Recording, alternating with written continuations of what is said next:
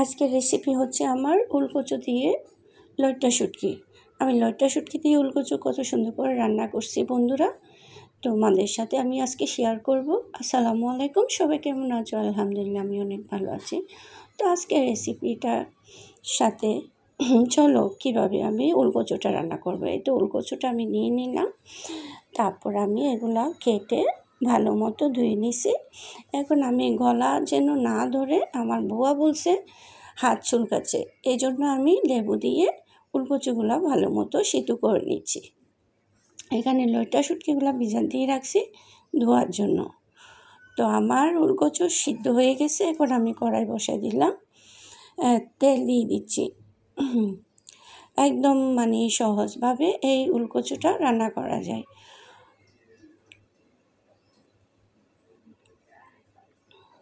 তো আজকে আমার শরীরটা তেমন একটা ভালো না, তারপরও আমার ভয়েস দিতে হচ্ছে, ভালো লাগতেছে না, আসলে মাথা ব্যথা করতেছে আজকে কয়েকদিন ধরে। বিপিটা একদম কম, সবাই আমার জন্য একটু দোয়া করবে। তো আমি তেলটা দিয়ে দিচ্ছি আর লইট্টা শুটকিগুলো দিয়ে দিচ্ছি। আমি শুটকির তরকারি যখনই রান্না করি না কেন, পেঁয়াজের সাথে আমি শুটকিগুলো ভুনা করে ফেলি, যাতে শুটকির ফ্লেভারটা একদম ভালো লাগে, তরকারির সাথে একদম মিশে যায় একটু ভুনা করলে পেঁয়াজের সাথে।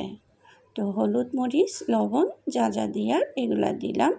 এখানে তো কোনো ধনিয়ার গুঁড়া, জিরার গুঁড়া লাগবে না, শুধু হলুদ, মরিচ আর লবণ পরিমাণ মতো।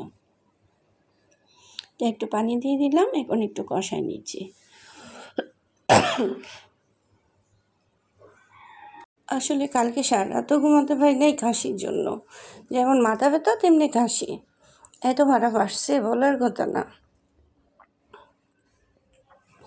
তারপরও কিছুই করার নাই, আমাদের এই কাজগুলো করতে হবে।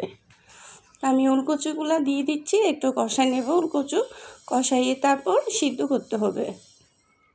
এই কচুগুলো সহজে সিদ্ধ হয় না, ভালো মতো সিদ্ধ করতে হয়। তাই তখন পর্যন্ত আমার বন্ধুরা যারা আমার ভিডিওটা দেখছো, একটা লাইক দিয়ে দিবা, আর একটা ভিডিও শেষ করার পর একটা সুন্দর মতো কমেন্ট করবা। আমি যার ভিডিও দেখি না কেন, সবার ভিডিও ফুল ওয়াচ করেই দেখি। প্লিজ আমার ভিডিওগুলো একটু ফুল ওয়াচ করে দেখবা তোমরা, কারণ আমার ওয়াচ টাইম হচ্ছে না, ভিউজ হচ্ছে, ওয়াচ টাইম হচ্ছে না।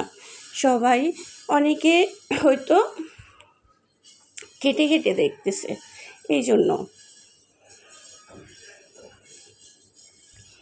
তা আমি একটু পানি দিয়ে সিদ্ধ করছি, এখন ভালো মতো আবার সিদ্ধ করে ফেলছি অফ ক্যামেরা দিয়ে। বেশি বড় করব না, আমি ভিডিওটা 3-4 মিনিটের মধ্যেই আমি শেষ করে ফেলব। তো আমার ভিডিওটা একটু ফুল ওয়াচ করে তোমরা দেখবা। একদম সিদ্ধ হয়ে গেছে, দেখছো? ভালো মতো সিদ্ধ না করলে আসলে এই উলকচুগুলা খেতে ভালো লাগে না। তা আমার ধনেপাতা আসলে আমি ভর্তা করছি, তো ধনেপাতা সবগুলা শেষ হয়ে গেছে।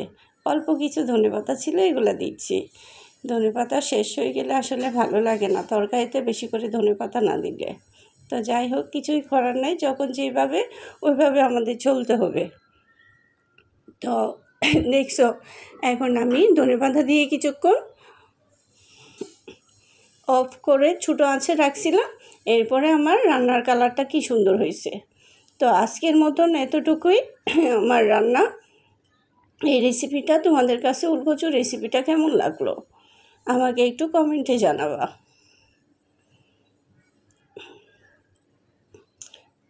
তো আসলে এইরকম উলকচু থাকলে আর কিছুই লাগে না বাসার মধ্যে। সবাই মোটামুটি অনেক ছোটো বড়ো সবাই খেতে পারে। আমার বড় ছেলে তো কচু বলতে অনেক পছন্দ করে, সে বলতেছে অনেক মজা হয়েছে। আসলে সত্যি মজা হয়েছে।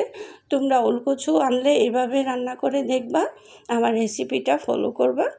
আর যদি ভালো না লাগে, এটা কিছুই বলার নেই। যারা নতুন রাঁধুনি তারা অবশ্যই শিখবে, আর যারা আমার মতন তারা তো অবশ্যই জানে। ওকে, আল্লাহ হাফেজ।